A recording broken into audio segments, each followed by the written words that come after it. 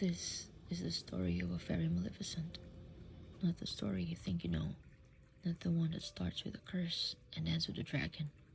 No, this is what really happened. And while it may have curse and a dragon, it is much more, for it is the story of lost love, found friendships, and ultimately, the power of a single kiss. Late afternoon, sun filtered across a wide expanse of thick grass, turning the green blades golden. In the sky, clouds moved slowly, their unhurried movements mimicking the fluffy white sheep in the field below. Sitting on a nearby stone wall, a shepherd and his 4-year-old son kept watch over their flock. And their feet sat 2 collies, their eyes closed as they relaxed from their watchdog duties for a moment. This was the young boy's first trip to the pasture with his father. He had waited for this day forever, always the one left behind, while his brothers took the flocks farther and farther afield. But now it was his turn. He had run behind his father in the whole way, trying not to scare the sheep when they finally found them at the back of one of the farthest fields. Then he had hooted and hollered, mimicking his father as best he could, to make the furry creatures move on. With all the new experiences and all running and yelling, the boy had worked up quite the appetite. Supper had been quickly devoured, and now he took a big bite of his sweet cake. Crumbs fell into his lap as he enjoyed the treat. Noticing his father had placed his own treat on the ground next to him, the young boy cocked his head. "You don't want your sweet cake, Papa?" he asked. "I'm leaving it there for the fair folk," the shepherd answered, his weathered face serious. Wasting a treat? The boy had never heard of such a thing. "Why?" he asked. Smiling at his son's inquisitive nature, the father answered, "To thank them for making the grass grow tall and helping the flowers bloom, to show that we mean them no harm." But that was not enough of an answer for the boy. He had more questions. Why do they do that? What would we harm them for? He asked, his tiny voice full of confusion. Before saying anything, the shepherd smoothed the dirt beneath him with his worn boot. The soles were brown with the earth of the fields, and the tips were faded. Times had been tough of late, with the King Henry demanding more and more of their crops and sheep every year. Things like boots, hope, and dirt were that the farmer held them tight now. They're part of nature. They care to the plants, the animals, and even the air itself. He went on. He scooped up a handful of loose dirt and slowly made a soil wreath around the tree. But not all humans appreciate them. Some people attack their land, wanting to reap the benefit of all their natural treasures. There have been many pointless wars between greedy humans and the fair folk, and no matter how many times both sides strive for peace, we always seem to be on the brink of another. The shepherd looked into the distance wistfully. This was too much for the boy to handle. His father was talking gibberish. Whenever he said silly things, his mother would cuff him upside the head and send him out to the barn to clean the stalls. But since he couldn't do that for his own father, he just asked, "Why are you doing that with the dirt?" "It is a sign of respect," the father answered. "Matter of fact, we want the fair folk to know it is safe for them to eat it. We don't want them thinking we've tried to poison them. Fairies can be quite mean if they are provoked." Standing up, he whistled to the dogs and began to walk home. Behind him, the boy sat on a wall, his mind racing. He had never heard of mean fairies. Looking nervously over his shoulder, he scanned the large wall, now satisfied that he wasn't being watched by the mean fairies. Mean fairies.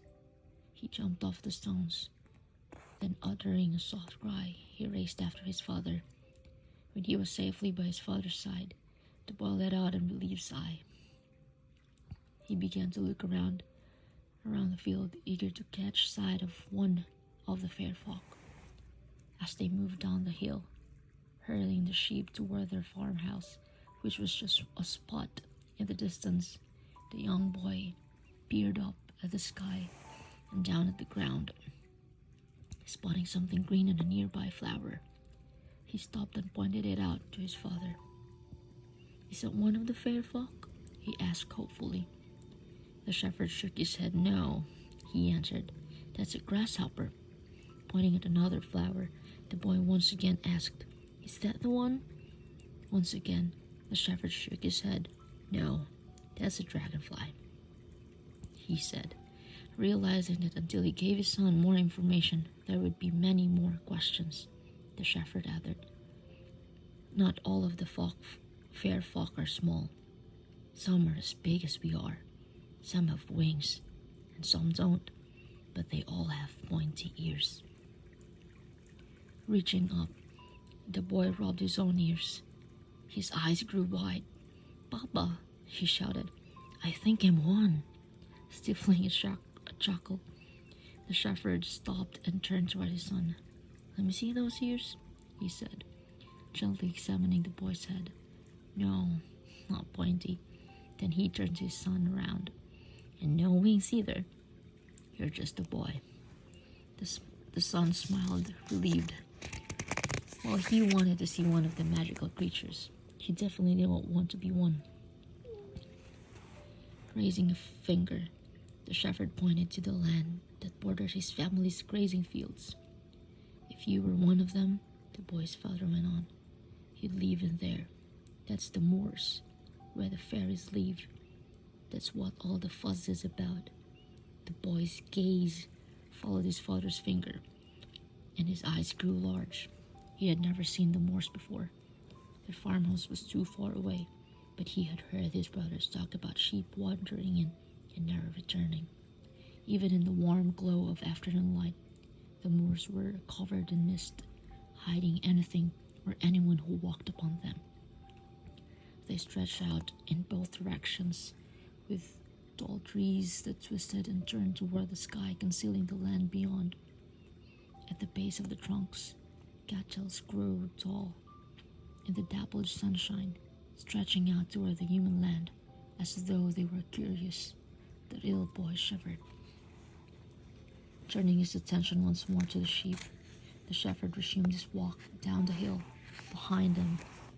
As the boy lingered, his eyes glued to the moors. He could just make a food on the ground, along with totems and talismans that swung from the branches of the trees that edged the fairyland. Squinting, he tried to make out more through the mist, unable to overcome with curiosity. The young boy began walking toward the misty glen.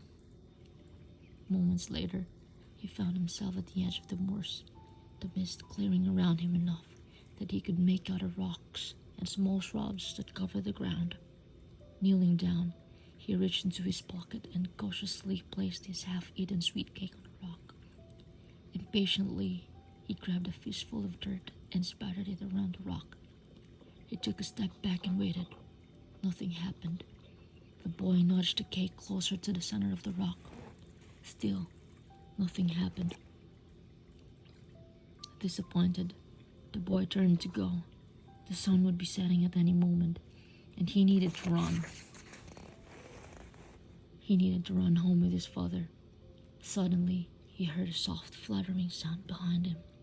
The boy stopped, turning back around slowly. He watched with wide eyes as a pair of small insects like antennae rose over the rock's edge.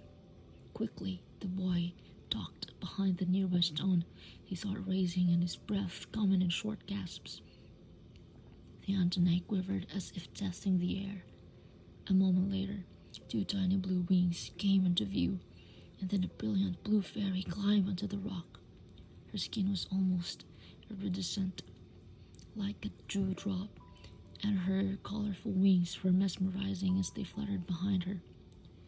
She was the most beautiful thing the boy had ever seen, and aware that she had company, the tiny fairy reached out toward the sweet cake. Behind the stone, the boy felt his nose twitch.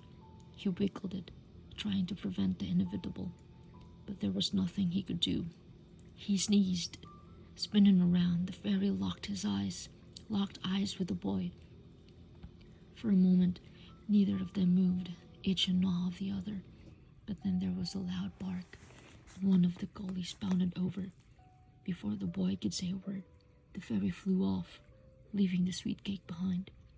With a sigh, the boy stood up and began to walk away from the moors, his mind racing with thoughts and questions.